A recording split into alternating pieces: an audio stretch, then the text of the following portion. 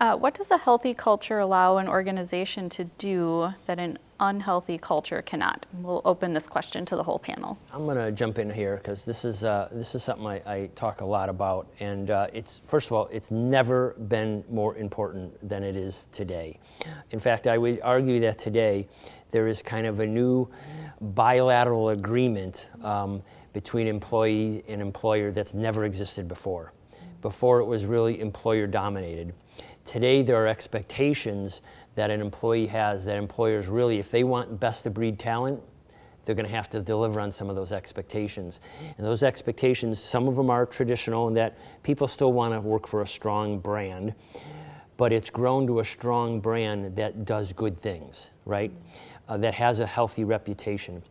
They want to work somewhere where they can always, as traditional, career compensation growth, that's still important to people, but also the environment where they can do their best work, where I can feel work purpose, where I can feel that today I know I accomplished something important and the organization feels good about my accomplishment.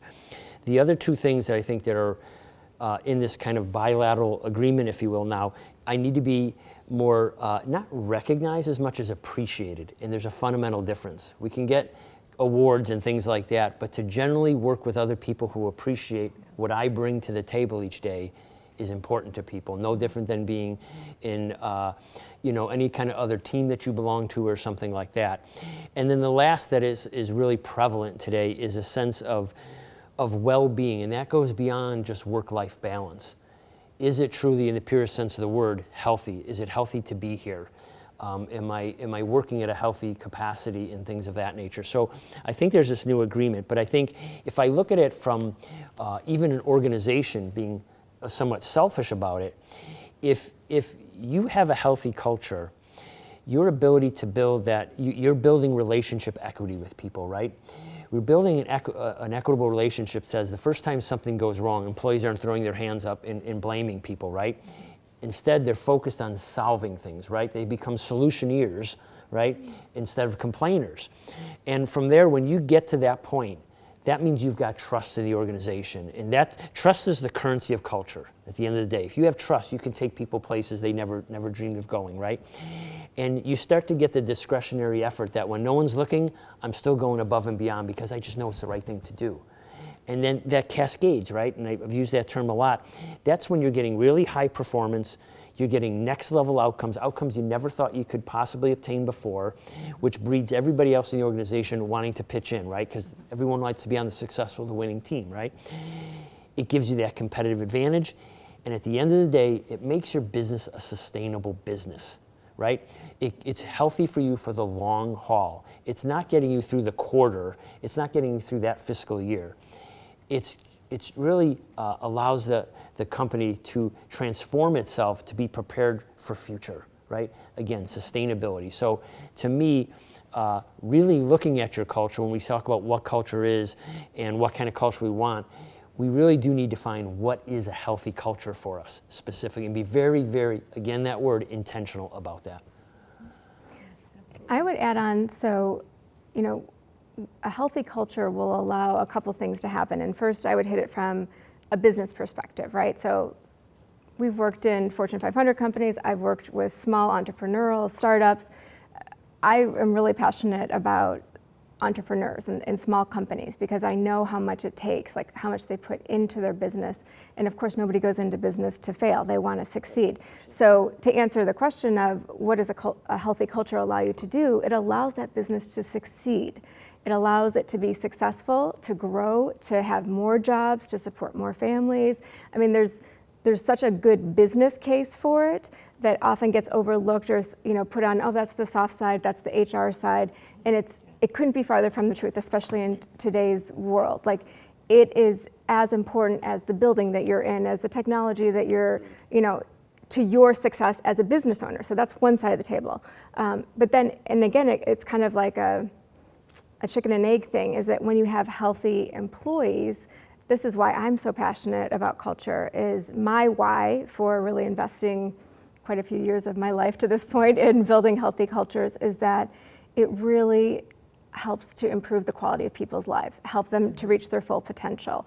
And beyond that, it's so extraordinary, the ripple effect, the possible positive ripple effect that has in their family, in those communities.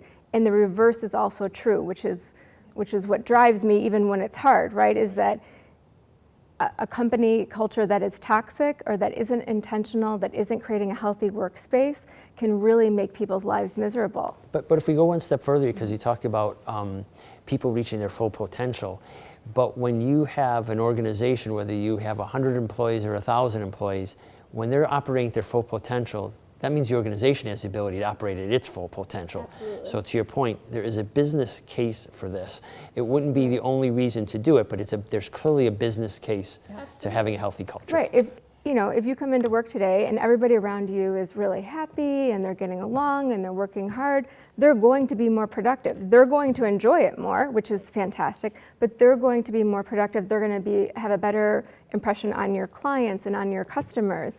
And so it just makes sense, right? If we're not contributing to their overall wellness and they come in and they're miserable and they're feeling disgruntled and stuff, they're going to show up, they're going to be a warm body there, but we call them the QNS, they quit and stayed, right? Mm-hmm. They quit, but they didn't give their notice. They didn't turn in a resignation letter. They quit and they're just kind of pushing some paper around their desk and, they're there, but they are not reaching their full potential. They're not reaching a fraction of it. And I think what we can garnish from that too is if you allow participation in the culture and take their feedback right into what they want for a culture and how that fits in with the business plan, the mission, the vision, and the values and things of that nature. So that creates that same level of engagement, right? That's really great. Not to mention, it doesn't put all the onus on leadership to get everything right, because you're not going to get everything right. So, and when we get that level of engagement, right, you also get the investment of that person all in, right? You get everything that person has to offer you in the business, and you always would want to do that, right? You wouldn't invest in $1 million new logistics system, but say, I'm only going to get 50% of the capacity out of it. That'll be good enough, right? Why would you do that? You wouldn't do that, right?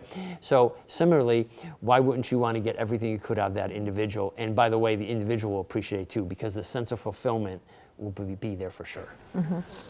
I love that it's so obvious to all of us that it's such a win-win, right? It's a win for the individual who's in an environment where they feel seen, they feel supported, they know that they're valued, and that their values align with an organization. And the organization is winning because you don't just show up.